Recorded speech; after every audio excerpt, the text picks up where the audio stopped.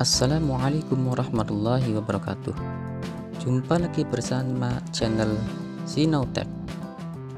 Pada pembahasan video kali ini yaitu materi pendidikan agama Islam dipekerti sesuai kurikulum Merdeka fase F kelas yang 11. Bab pertama, membiasakan berpikir kritis dan semangat mencintai teks, bagian yang kedua.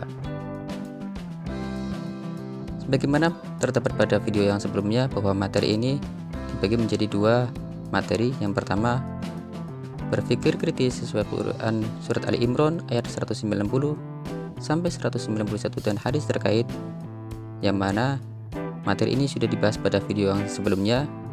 Dan materi yang kedua yaitu mencintai iptek sesuai Quran surat Ar-Rahman ayat 33 dan hadis terkait, yang akan dibahas pada video kali ini. Quran surat Ar-Rahman ayat 33 tentang mencintai iptek. Mari kita baca ayatnya bersama-sama dengan tartil dan sesuai dengan ilmu tajwid. Bismillahirrahmanirrahim. Ya ma'syaral jinni wal insi in istata'tum an tanfudhu min aqtaris samawati wal ardi fanfudhu la tanfudhuna illa bisultan. Shadaqallahul azim. Artinya, wahai golongan jin dan manusia, jika kalian sanggup menembus atau melintasi penjuru langit dan bumi, maka tembuslah. Kalian tidak akan mampu menembusnya kecuali dengan kekuatan dari Allah. Identifikasi tajwid Quran surat Ar-Rahman ayat 33. Yang pertama, al-ings. Hukum bacaannya ikhfa, dikarenakan ada nun sukun bertemu dengan huruf sin. Yang kedua, tanfudhu. Hukum bacaannya ikhfa. Yang pertama ada huruf nun mati bertemu dengan huruf ta, dan yang kedua ada huruf nun mati bertemu dengan huruf fa.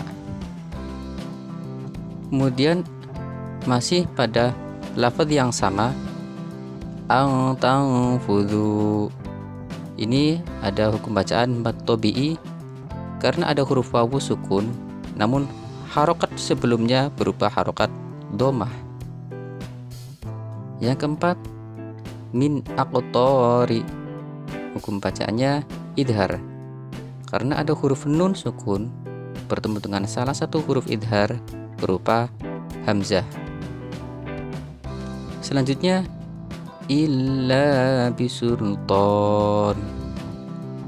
Hukum bacaannya mad tabi'i karena ada alif, huruf sebelumnya berharokat fathah.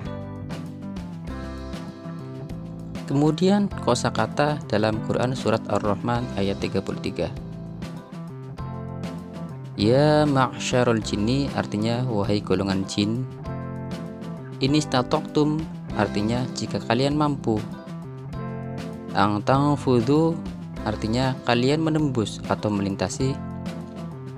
Wal ardi artinya dan bumi. La tidak. Bisultanin dengan kekuatan. Asbabun nuzul atau sebab-sebab turunnya Quran surat Ar-Rahman ayat 33. Tidak ada sebab khusus tentang turunnya ayat ini, tetapi secara umum seperti yang dipaparkan oleh Muhammad Quraisy Shihab, pakar tafsir Indonesia, dalam karyanya berjudul Tafsir Al-Misbah. Surat ini diturunkan karena tanggapan negatif kaum musyrik Mekah saat mereka diperintah untuk sujud kepada Allah yang Ar-Rahman. Hal ini sejalan dengan Quran surat Al-Furqan ayat 60 yang artinya, dan apabila dikatakan kepada mereka, sujudlah kepada Ar-Rahman, mereka menjawab, siapakah Ar-Rahman itu? Jika riwayat ini diterima, maka semakin jelas dan tepat jika surat ini dinamai dengan nama yang populer tersebut. Isi dan kandungan Quran surat Ar-Rahman ayat 33. Yang pertama, Allah mengancam kepada jin dan manusia bahwa kelak di akhirat mereka tidak bisa mengelak akan pertanggungjawaban dari semua nikmat yang sudah diberikan, meskipun mereka berusaha lari ke segala penjuru langit dan bumi. Yang kedua, jika saat ini muncul kelompok manusia yang mampu melintasi beberapa planet di angkasa dengan kekuatan dan ilmu yang didapat, itu hanya seberapa, tidak sebanding dengan luasnya alam semesta. Yang ketiga, didahulukan penyebutan jin, kemudian baru manusia, karena jin lebih memiliki kemampuan menembus luar angkasa. Begitu juga perannya di bumi, meski lebih terbatas. Sebaliknya, saat Allah memberi tantangan untuk membuat semisal Al-Quran, penyebutan manusia lebih didahulukan dibanding jin. Hal ini disebabkan kemampuan manusia lebih tinggi dibanding jin. Yang keempat, sebagian ulama menjadikan ayat ini sebagai isyarat ilmiah bahwa kekuatan dan penguasaan ilmu menjadi hal yang mutlak dimiliki. Jika ingin menjadi umat, golongan atau kelompok yang sukses merengkuh dunia, apalagi akhirat, dan Islam sangat menekankan tentang ilmu, baik ilmu dunia maupun ilmu akhirat. Yang kelima, harus dipahami bahwa majunya sebuah negara disebabkan besarnya investasi pada kualitas manusia atau SDM, termasuk keberhasilan menjelajahi ruang angkasa. Itu semua membutuhkan dana yang tidak sedikit, termasuk kerjasama di berbagai disiplin ilmu, bahkan antar negara, misalnya ilmu astronomi, teknik, matematika, seni, geologi, dan lain-lain. Adapun hadis yang terkait tentang ilmu pengetahuan, yaitu Sami'tu Abdullah bin Amr bin al-As yaqulu Sami'tu Rasulullah sallallahu alaihi wasallam yaqulu Innallaha yaqbidul ilma intiza'an yantazi'uhu minan nasi walakin yaqbidul ilma biqabdil ulama'i hatta idza lam yatruk 'aliman ittakhadhan nasu ru'usan juhalan fasu'ilu faftau bi khairi ilmin fadallu wa adallu. Artinya, diriwayatkan dari Abdullah bin Umar bin As, aku mendengar Rasulullah bersabda, sesungguhnya Allah tidak mencabut ilmu dengan melenyapkannya dari dada manusia, tetapi dengan mewafatkan ulama, sehingga setelah tidak ada seorang pun ulama, mereka manusia mengangkat orang-orang bodoh menjadi pemimpin. Mereka ditanya, tetapi mereka atau pemimpin-pemimpin yang bodoh itu memberikan petunjuk tanpa ilmu. Kemudian tersesatlah mereka dan menyesatkan orang lain pula. Hadis riwayat Muslim. Isi kandungan dari hadis tersebut, yang pertama, hadis ini membicarakan pentingnya penguasaan ilmu pengetahuan yang terkumpul dalam diri ulama. Yang kedua, tentang sejarah para ulama dari satu generasi ke generasi selanjutnya, baik dari buah karyanya maupun kisah hidupnya, masih dapat diambil menjadi teladan. Yang ketiga, sekarang ini semakin sedikit ulama akibat diwafatkan oleh Allah, sehingga kita kehilangan ilmu yang dimiliki ulama dan berpengaruh pada kehidupan kita. Yang keempat, wafatnya para ulama berpengaruh juga kepada tokoh-tokoh yang muncul. Sosoknya kelihatan lebih pintar, hebat, dan meyakinkan, namun jika ditelaah ternyata menipu dan membodohi kita. Yang kelima, rajin, cinta, dan semangat kepada ilmu itu mutlak, tetapi penting sekali melakukan seleksi ilmu dan guru agar terhindar dari hal-hal yang tidak diinginkan. Tentang ilmu pengetahuan,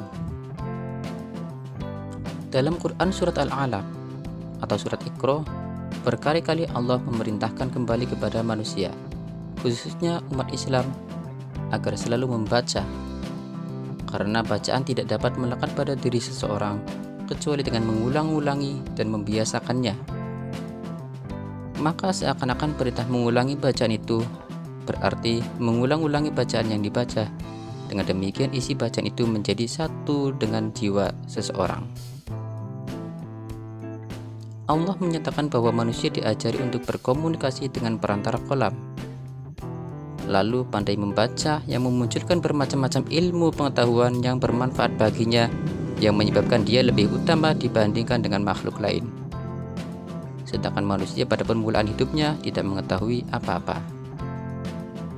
Melalui ayat-ayat ini, terbukti tingginya nilai membaca, menulis, dan ilmu pengetahuan.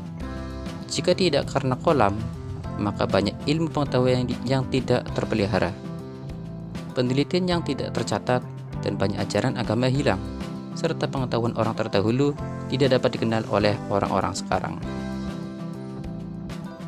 Begitu pula tanpa kolam, tidak dapat diketahui sejarah orang-orang yang berbuat baik atau berbuat buruk. Tidak ada pula pengetahuan yang menjadi pelita. Selain itu, melalui ayat ini menjadi bukti bahwa manusia yang berasal dari unsur yang mati dan belum berbentuk secara lengkap, akhirnya dijadikan Allah menjadi manusia yang sangat berguna dengan mengajarinya pandai membaca, menulis, berkomunikasi, serta mengetahui segala macam ilmu. Itulah materi tentang mencintai ilmu pengetahuan dan teknologi atau OPTAK. Untuk update video-video selanjutnya, jangan lupa like, share, komen, dan subscribe. Terima kasih. Wassalamualaikum warahmatullahi wabarakatuh.